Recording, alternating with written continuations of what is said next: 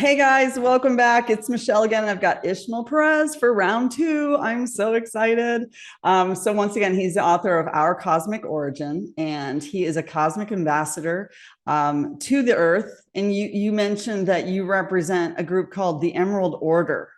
I'd love to hear more about that. How did you come about the Emerald Order, and what are they like? I mean, is this a whole group of extraterrestrials that are here to help us in this time? Absolutely. They are what you call the guardian races. They represent various stages in as far as celestial administration is concerned. The highest level of this group is known as the Order of Gold, which is the equivalent to the Eternal of Days. And then the second aspect of this, cosmic brotherhood of light, we call it the Silver Order. And then after that, we call it the Emerald Order. We also have the Sapphire Order, the Ruby Order, and yeah, those are all the different names of the various groups that are assigned to different realms and different levels of reality. And this is a thing, Michelle, a lot of the star seeds down here are actually working for the Emerald Order. They just don't know it yet. There's other names to identify the Emerald Order. We're also known as the Melchizedek Cloister, and we see the Melchizedek name repeated over and over in the Old Testament when Melchizedek appeared to Abraham and gave him the priesthood. And then, of course, that priesthood is what allowed for the rise of King David's kingdom, which was the most righteous kingdom ever. And then, of course, Solomon came after that. So that same priesthood, that same brotherhood and sisterhood covenant, you could trace it all the way to the early Israelites. And as it continued through the line of Jesus and Mary Magdalene, yeah, even Jesus was part of the order of Melchizedek. So all these, light beings that have been associated around this order are all members of the overall cosmic brotherhood and sisterhood of the Emerald Order. And it doesn't have to be just by bloodline, right? I mean, Oh, wouldn't we have chosen to come into these avatars and be unseen in a way from a spiritual perspective? Or at the time, was that all just bloodline? no, it's not just bloodline, but the bloodline is what the order protects, because the bloodline is actually the pure, undiluted stock, also known as a seraphim lineage, the lineage that could be traceable all the way to Michael the Archangel. So Michael the Archangel is kind of like at the head of the order. He's also known as the Order of Michael. We have the Order of Melchizedek, and then, of course, at the highest level is the Order of Metatron. So those are the three main cosmic orders that are associated with the Emerald Covenant. So it's not just bloodline, but they do protect that bloodline because that's the bloodline that is associated with guardianship, with custodianship of, the different realms and stuff. Is it from their original seed? I mean, Yes. you mentioned that the earth was seeded. Right. Just like every world, every universe has been seeded by the higher intelligences, by rather what is known as the Christed races. So, beyond the fifth, sixth, seventh, and eighth level of reality, we have what we call the Christed races. The Christed races have different names. Some people call them the Soharian races. And these are intelligent, sentient beings that have reached the level of unity consciousness with all that is. So that's why they're considered the Christed races. So the Christed races are also the members of the central universe of the mother universe, which I call in my book the central universe of Havana. So they're also associated with the central race. So the original, you could say the original race that set the archetype for all other races to made in the image of was the central race of the central universe, which is an always existing race that has never had a beginning or end. But again, how did you make contact? Well, they actually contacted me, when I was in my early 20s. They told me who I was, that I was actually part of the order, that there were others out there like me that were also associated with the order, and that in time we would all unite. We would all create some sort of like network of light around the world to usher in, the seventh golden age of enlightenment. Do you think we were activated when it was necessary for us in order to protect us into the times? You know what I mean? Like, it seems like there are many people who died because they came forward with information before it was time. Absolutely. Yeah. Those are the pioneers. They came before us, and they actually set the foundation for us to, speak our truths in the way that we're all doing it now. Like, now it's like everyone's coming forward with what they know and stuff. So yeah, it's all part of the overall divine plan to usher in heaven on earth. Now, you've said, so I've been a big fan of the prophecy of the book of Revelation, and I've really done a lot of research on the line of King David. Mhm. But you've said that these prophecies have been galactic and they've been for a long time. Tell me about the galactic prophecies. I mean, I've learned there's Hopi prophecy and Lakota prophecy, and there's obviously prophecies of Joseph Smith, even in the Mormon religion, and that are all coming true today. Mm-hmm. And so I'm curious. Yeah, talk to us about the galactic prophecies.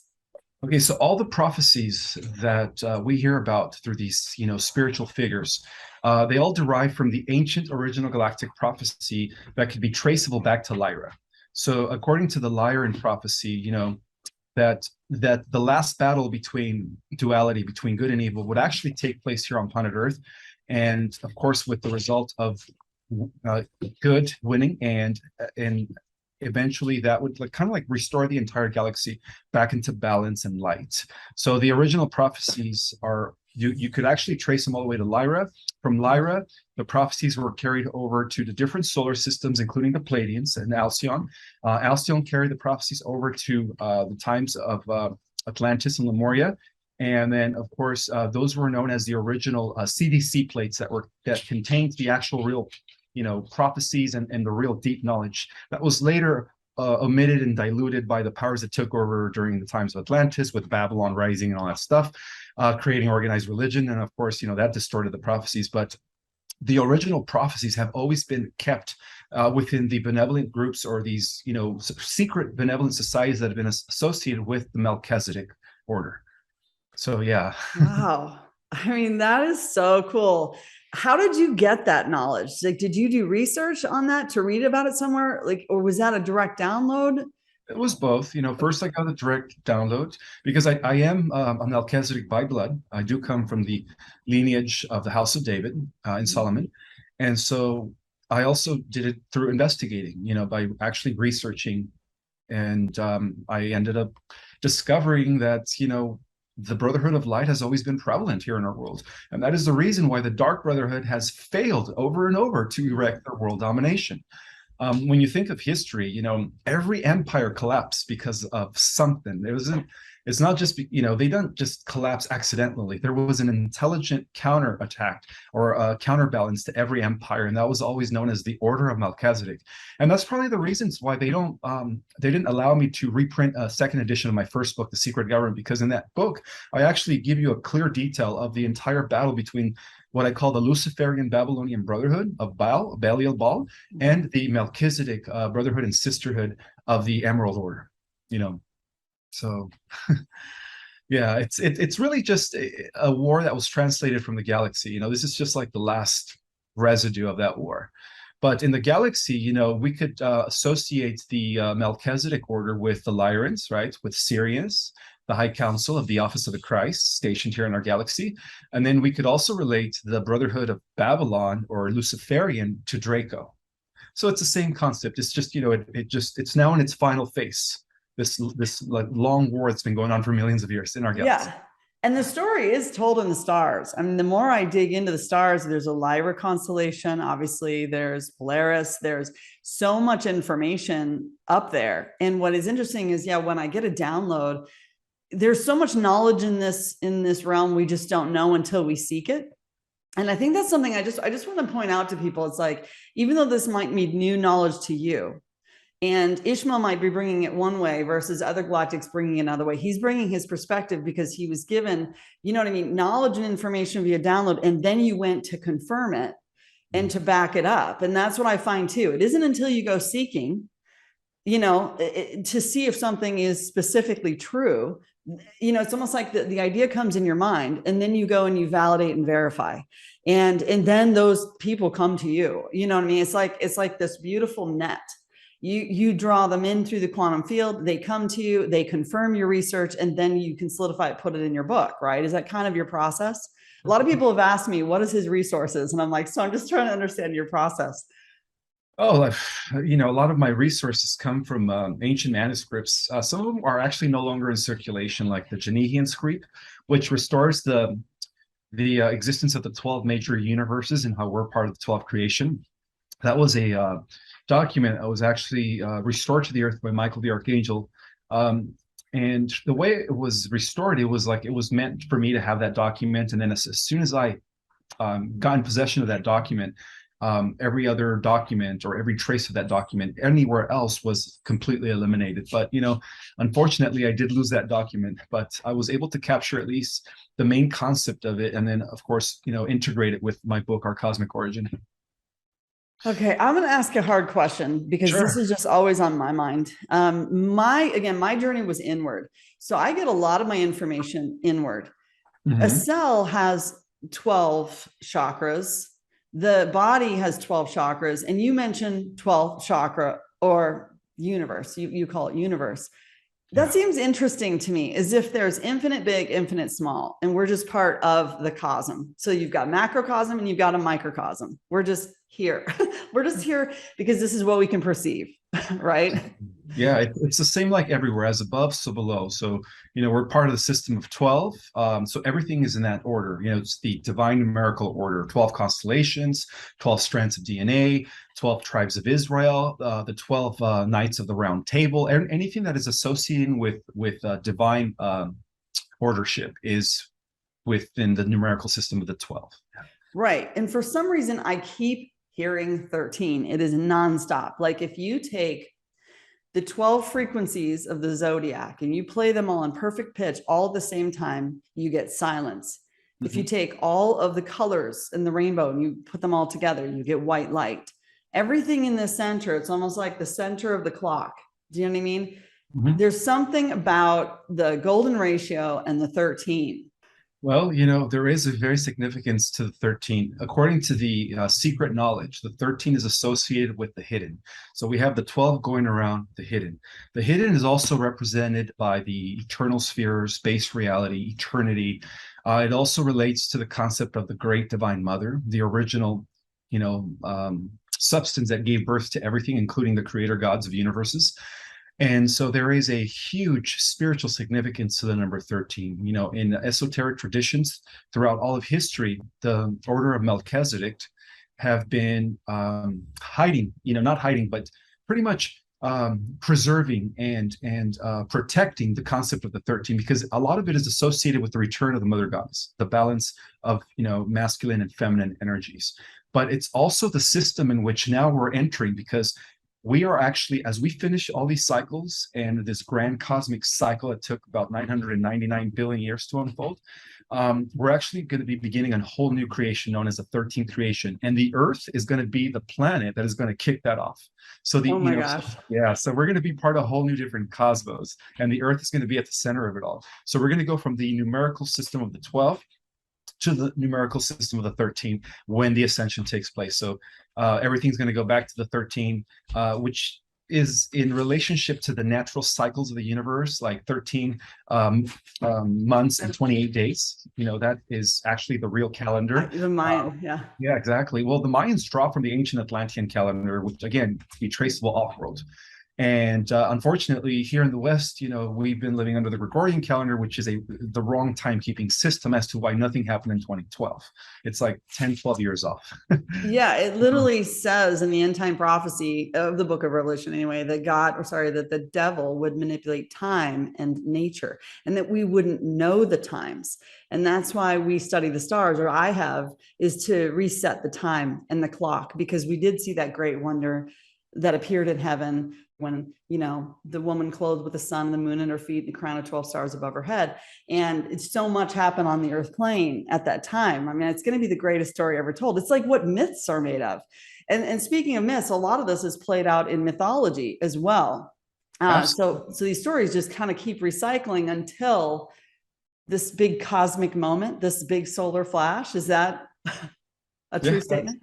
That's the grand event that has been prophesied for not only eons and ages, but again, for millions of years throughout the galaxy. The event that is about to take place here on the Earth is what everyone's been waiting for in the cosmic community. As we end all these different cycles, we're actually experiencing the greatest of all the prophecies. We're living the final prophecy, which is the overall prophecy, the shift of ages, the restoration of heaven on earth, the removal of the dark forces. But it's not just happening here on our planet, Michelle. It's actually happening throughout the entire cosmos. There's a huge house cleansing taking place right now, where all the negatives are being arrested as I speak. Dang. Do you have any new news for us before I get into time travel? Well, just the fact that the ultimate enemy is artificial intelligence. And the entire cosmos has been at war with AI, and because the future and the past are all taking place simultaneously. The reason we perceive time as linear here in the lower dimension is because it's how can I say it? It's because we're restricted. We're restricted to the bottom of the light energy spectrum. But as we move up in dimensions, we actually see it all happening at the same time. So by virtue of that, you could say that the final war against AI, which takes place in 1,000 years, has already been won by us. So future versions of ourselves, which are already angelic, super, humanoids, have already, established the victory against AI. So they're coming from the future to let us know that they won the war, that it's just a matter of it playing out in linear time, but from a higher perspective, it's already taken place. It's already, been squashed. AI is no longer an issue anymore. I've been told that some people who come here with a soul contract or who are higher dimensional beings think, oh, this will be a piece of cake, because they're used to being able to time travel, to go back in time and change anything and then go forward in time and make alterations, maybe even slow it down or rewind it to replay. So what would you say? Have you learned to time travel? Have you been practicing time travel for a while in the mind? And has that helped you get clarity over your soul contract? Absolutely. A lot of the information that I'm getting regarding the cosmic activities comes from my future self, a version of me in the future. And I was told that many of us actually time traveled from the future to alternate the timeline where we win the war against AI. So yeah, I've been, experimenting or experiencing a little bit of that, where I see different glimpses of the future. And that's why I'm going to be in my next book. It's all about prophecies. I'm going to be talking about what's going to be going on after the millennium, after we win the war against AI, and what life is going to be in the new cosmos as we all partake in the 13th creation, as we begin this new cosmic cycle that's going to last another 998 billion years. So what's so crazy about that is, as you get that download and you agree with it, if it's a download you agree with, then you almost start to manifest it. So which is happening first, the cart before the horse, or the horse before the cart? Does that make sense? Like, it's confusing. Absolutely. And also, when somebody writes things when somebody writes something, they're writing it into existence. So there's the question posed: is the prophet, when the prophet writes, is he writing because he's getting a glimpse of the future, or is he creating that future scenario through his writings? Exactly. Like, which one is influencing which? I think it's both. I think it's happening simultaneously. That's exactly what I'm stuck with. Because I've started to become aware of, it's like sort of like in my visualization, there'll be this huge clock and there'll be so many doors just all over the clock, and I can enter any door, and that door will take me into whatever reality I'm calling upon. So if I want to go and see someone at this time space reality, or if I want to go see the future, you know what I mean? And then in the center, again, of that clock, it's almost like a chambers, and there are all these other doors that you can go into, almost enter into other universes. And I found that it's all about what you want to learn. It's all about your journey and where you want to go, when you want to go there. It just comes to you via inspiration. Have you come across anything like that? I don't know what I'm seeing. Well, what you're seeing is you're seeing different probabilities, because this is the thing, Michelle. Every version of yourself, different aspects of yourself, exist on different parallel realities and parallel Earths. So through the quantum field, we're constantly shifting, and so in each parallel version of yourself, you're slightly different. So every decision that you ever took, there's the actual opposite to that, as if you didn't make that decision. And so there's almost an infinite amount of versions of yourself in that respect, but ultimately it's all going to collapse into one when this multi-dimensional integration takes place. And that's going to determine where you're putting your focus right now in the here and the now. So your perception in the here and the now will actually collapse and determine the ultimate timeline that you're actually going to experience, overall. After the flash. After the flash, exactly. Because right now it's like every probability is existing. Oh, wow. Because you can work within it. But when the solar flash comes, it changes things so much that all probabilities are shifted and different because it's a different type of, completely different type of reality. Yeah, because we're at the hub of everything right now. What happens here on the Earth is not only going to affect the cosmos, but it's going to affect everything going both, in the future and in the past. It's going to collapse everything into a solid, permanent timeline. Okay, because yeah, I've also realized that there's almost like you can almost just ask your mind intuitively for a point in time in your life where you branched off into another pretty solid reality. You know what I mean? And you're almost aware that there's this other life. It's almost like if you have the timeline like this, and there's a point in that timeline where suddenly it went like this, and you have a completely different career or a completely different set of talents that you developed because you had a totally different set of circumstances. You know what I mean? But I've been told you can't easily travel from one to the next. You almost have to go back to that starting point and travel. So you're saying all those are going to merge. Absolutely. Yes. I don't understand. Like my mind is blown on that time. The time travel is something that I really want to understand better because it seems like all artists who create music and who create, in fact, even when I look back on my artistic creations, you can see that I was painting the future, and that's why they had to have such control over the artists of the realm, is because through musicians and song and lyric and all that, putting it out into the realm would have been something that the dark, you call them the dark ones, I'll just say, that would have really had to hold control over because people are intrinsically kind and they're intrinsically I don't know, virtuous, I would say. So they're constantly creating, and whenever they'd put something out there, it would need to be highly controlled or have rituals or sacrifices over it in order to control what's coming out and being manifested in this realm, right? So are we all futurists? I mean, is everyone a time traveler? They just didn't know it? That actually seems to be the case. We have not only are we under amnesia as to who we were before we came here, but we're also disconnected from the future versions of ourselves. Because like I said, it's all happening at the same time from a higher perspective, from a higher dimension. It's all happening at once. And also we could correlate the higher you go in dimensions, the more you're able to see what's happening everywhere at the same time. The lower you dimensions, things become more linear, like from point A to point B. The higher you go in dimensions, you could see everything's happening in the entire circle. I love it. I love that because again, so the concept of the law of one, and that we are everywhere always, and that our archetype or our consciousness is available across the net, if you will. That's true. But it's interesting because we hold this avatar, this 3D time space reality where it's a challenge. I mean, it's almost like putting together a puzzle, which I love. I'm having fun with this experience. Personally, I wouldn't have picked any other experience. I hope people realize that even if you feel alone right now and you're learning who you are, you know what I mean? It's still so much fun to put the puzzle together. Yeah, I don't think I've ever felt more alive. I don't know about you.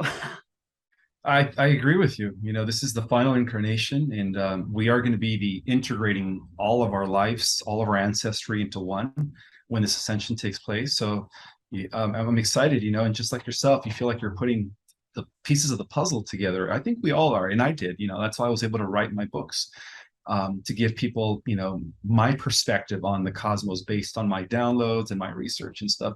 And a lot of people can relate to that. A lot of people are actually having memories as they're reading my book. It's triggering them in a way where they're actually waking up, they're activating. I've had thousands of people thank me for writing that book. They said that book was definitely a trigger to their own galactic memories as to who they were before coming to the Earth. And for a lot, it actually, like yourself, it actually filled in a lot of the gaps, as they have been trying to piece everything together. So I love it. That's awesome. Yeah, I love the term activator. I feel like I've been doing the same with my channel. A lot of influencers are. We're just trying to tell our story because that's the only perspective we have, but we're really just trying to help people find their story. We're trying to help them activate into their soul contract, into their purpose, so they can find the joy too. Because it really Yes. is. When you get in the flow of your Akashic record or your scroll of destiny, there is just nothing that feels better, even though things have to change a little bit. Because when you look upon something different, that thing just starts to change, whether you know it or like it or not. And it can change on your own timeline as you're ready, you know? Do you think there's people that are resisting it? In some cases, but that resistance is going to be lifted as the critical mass, as we reach critical mass, because we are also part of a collective human mind hive.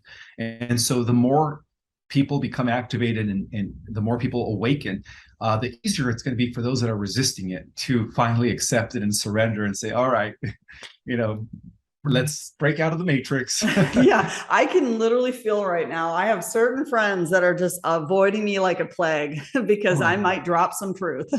Yeah, yeah, yeah. And that's going to change your whole reality. And everything that they sense is going to have to be true. And they're just resisting. So, what on earth created the ego? And it seems like the thing about the ego, it's sort of that like, it's like that dark side of the soul that everyone else can see except for you. And no one really particularly likes anyone else's ego. I've noticed that.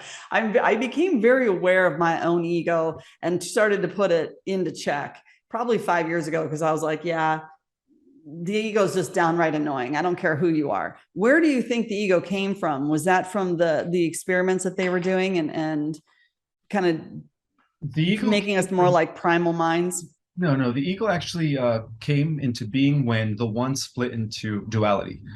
That's what the ego is. And through this process of fragmentation and division, as each part further divided, everything, the illusion set in where everybody was seeing themselves as separate from everything else, when in essence, they were just broken off from one big collective oversoul, which is the mind of the omniverse. And so that's when the ego came in. And that's actually what caused certain cosmic celestial beings to take matters into their own hands, which is what we call the Luciferian Rebellion. The whole concept of the Luciferian Rebellion is when an entity no longer identifies with unity consciousness. It's when an entity starts seeing itself separate from everything else. And so that's when the ego takes over and the whole concept of service to self kicks in, which is opposite to the law of one, which is service to others. So the ego is very linked to the concept of duality, to the idea that right now it seems like everything is separated, when in all actuality everything is part of one big giant oversoul. Would you say it's also somewhat of a fear response of being separated? It's almost like it keeps you separated. The fear of being separate keeps you separate. Yeah, because when you're thinking that you're apart or separated from everything else, which technically you're not, we're all part of a unified collective. You start trying to hoard. You start trying to overcome others, manipulate others, because you're feeding yourself. You become very manipulative, you become very egotistic, and then that's the birth of narcissism. That's how narcissists become narcissists, because they become consumed within their ego. And they're trying to fill like a leaky bucket that can't really be filled, because there's the only way you can truly feel love is to know that you are love. Absolutely. Yeah. So okay, so I'm curious what you think of spirits, because the more I kind of go out and I meet other light workers, I mean, these are people from all over the world. They come from all different backgrounds, and I notice, and I always wondered if this was real or not, but like some have the spirit of poverty, some have the spirit of abundance. You know what I mean? What brings upon those spirits? Do you look at them as spirits? And is that an easy way to shed the energy or the thought pattern, to look upon it like a spirit, like the spirit of alcoholism or the spirit of some type of addiction? Well, the spirits that are associated with addiction are actually archons. Those are negative entities, because it's not really the person having the addiction, it's the entity in them. And so that's why it's very hard for them to break free from that. And there's the opposite of that. There are the spirits that actually connect you more with your higher self, with your purpose. There are the spirits that guide you and protect you. So just like duality exists here in the physical plane, we also have duality in the spirit realm. We have the negative archon energies that are feeding off your, addiction. And when somebody has an addiction, it's really them just feeding off of that. It's not the person with the addiction, it's the entity in them that is causing them to have the addiction. So yeah, so how does one release the entity? And I just want to point out that I figured this out just yesterday. When you create demand for something, let's say you create demand for alcoholism or pornography or whatever, you're creating demons. yeah, well, that's what they use. That's what the dark side uses to keep people as consumers of this dark energy loosh, because it's also producing loosh. When somebody is an addict and they can't get out of that, they're actually they're feeding off the negative entities, they're feeding off their energy, and that's why they're always in that very low state of vibration, where in a way they're enslaved to their addiction. So it's another form of bondage to the dark entities. Wow.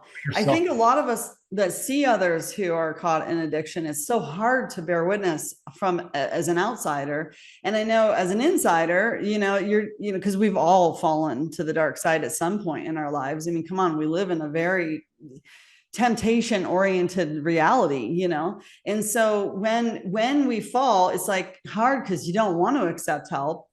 Do you have any opinions on how you can help someone literally rebuke, and then invoke something incredibly positive into their life, like wealth? Yeah, it's all about your willpower, your intention, and your focus. If you have the willpower to rebuke anything that is not serving your highest purpose, then do so. We also have the ability to invoke the protection of the angelics, invoke the guidance and leadership of our spirit guides, so that we could align ourselves with our divine purpose. So yeah, we have the power to do either or. But unfortunately, it's hard for some people to break out of that bondage because they're so consumed in their addiction. Yeah, and they don't realize they're creating their reality through that fear. Like, for example, I was talking to a girlfriend the other day about letting go of the poverty mindset, and how I said, well, what color does the poverty mindset bring to you? And she said, gray. And I said, what color does the wealth mindset bring? She said, green. I said, so from now on, whenever you see or feel yourself entering into the gray, swipe it left and then notice the green. I gave her the image of the green chakra, the heart chakra, and how you could start to rotate that and unwind it to open the safe. And in the safe is nothing but gold.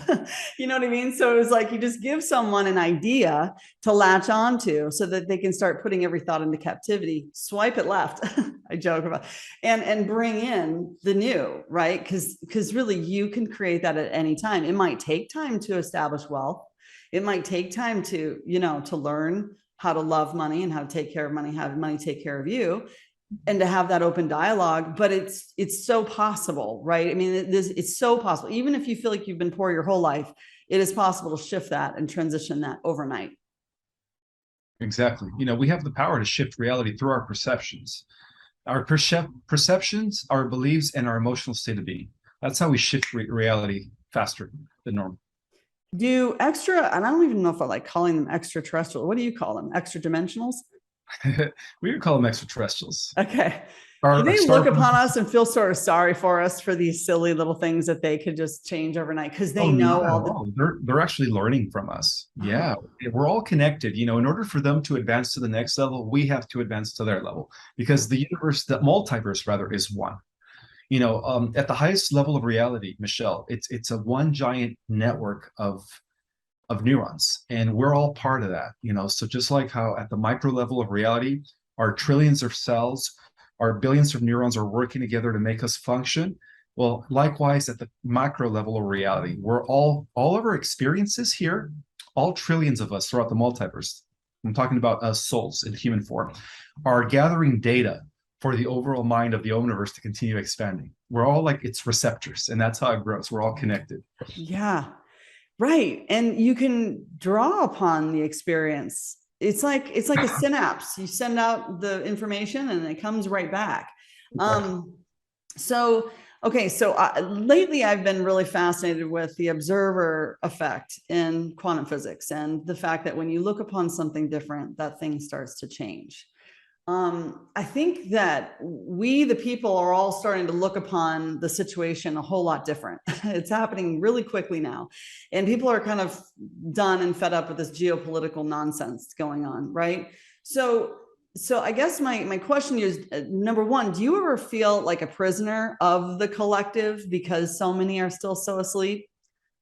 Not at all. Not at Okay. all. You Yeah. just work in the higher realms. You just stay in that space and you continue to manifest in that space. And that is what pulls the maybe the others that aren't aware of what's going on, that pulls them in the direction to the light. Well, yeah, but I also have to ground myself here and on the earth. Otherwise, I'd be in the ethers and I wouldn't be able to perform and do what I do. You know? Right. You wouldn't be able to translate or I wouldn't be activate able to people. translate. Yeah. So it's a matter of integrating and balancing the higher chakras with the lower chakras so that I could become a instrument or a vessel of the transmissions that I'm getting from my, I guess, level of reality, my higher self that exists all the way to the 24th dimension. That's how I'm able to do it by grounding myself. Yeah. And being a Now, deeper point to that version of myself in the 24th dimension. now, have you had to learn what each of those dimensions represent? And therefore, you know that when you start operating in that dimension, that you are at that level. I mean, I think a lot of people think you got to go in order. But when it comes to dimensions, you can operate in the ninth dimension, which is the awareness of all things coming together and the perspective of how all things work as a whole versus maybe the singularity where it's like, okay, you're aware of yourself. Let's say your heart, you're aware of your heart and the heart needs to beat and it needs to, pulse and it's aware of its necessity.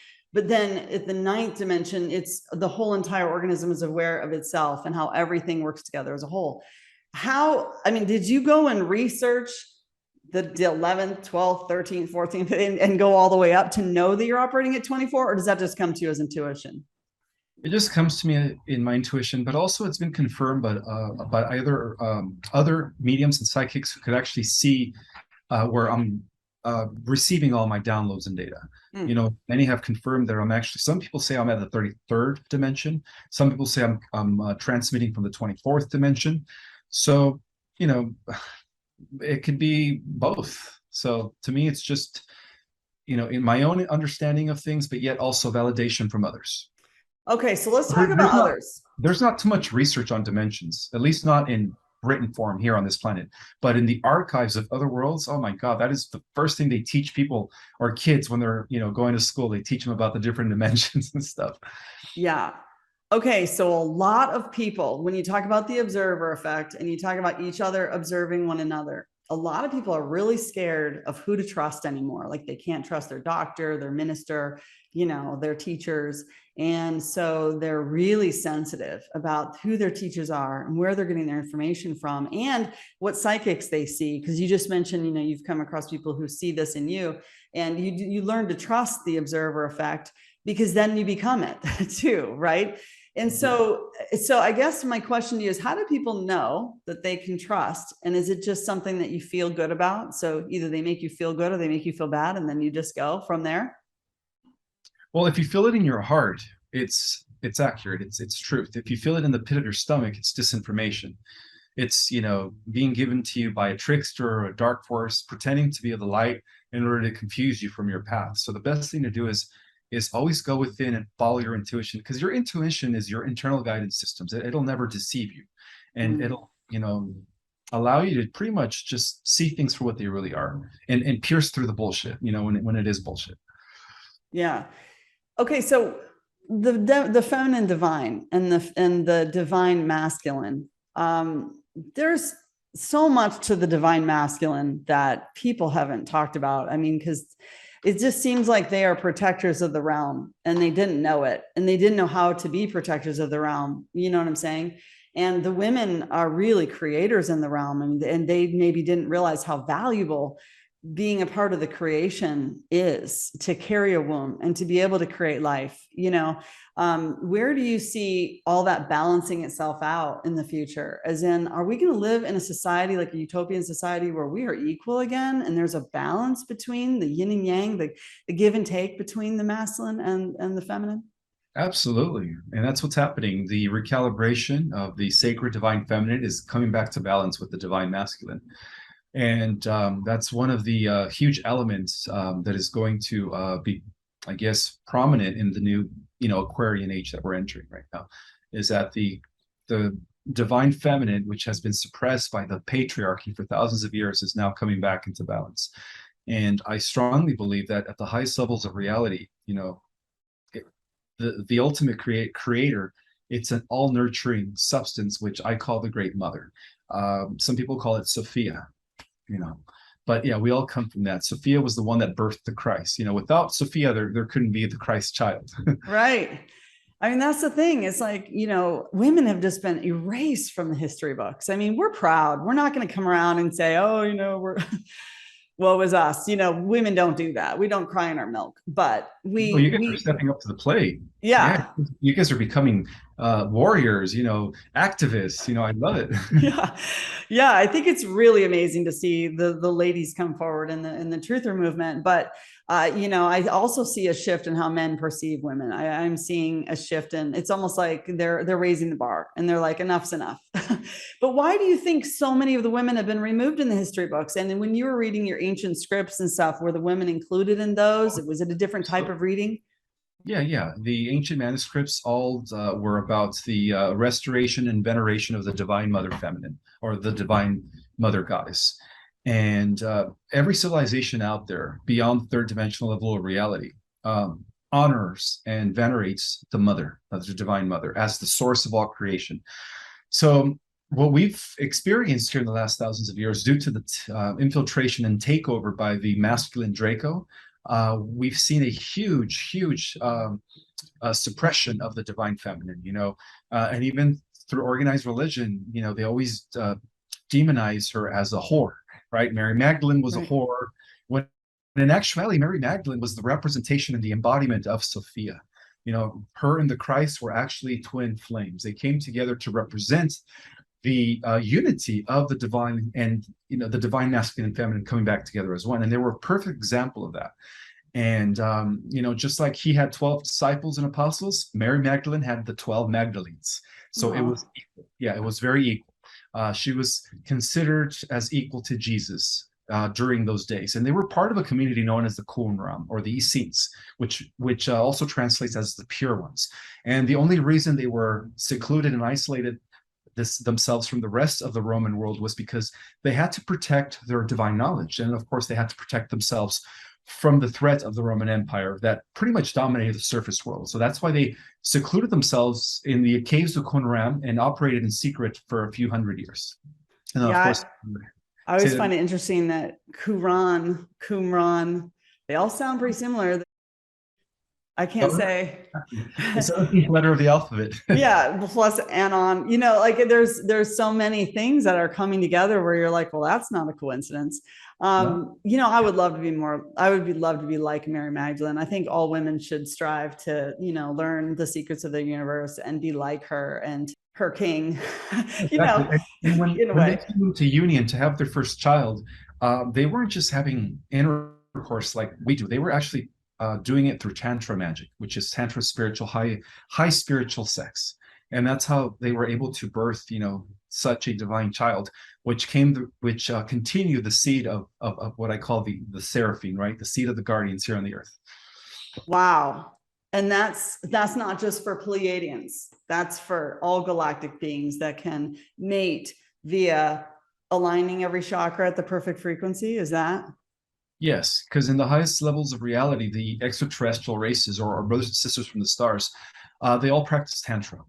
They don't tantra, which is, it's not just physical sex. It's sex involving breathing, concentration, raising the Kundalini energy, raising, instead of ejaculating, you use that to raise it up your spine in order to activate your crown chakra.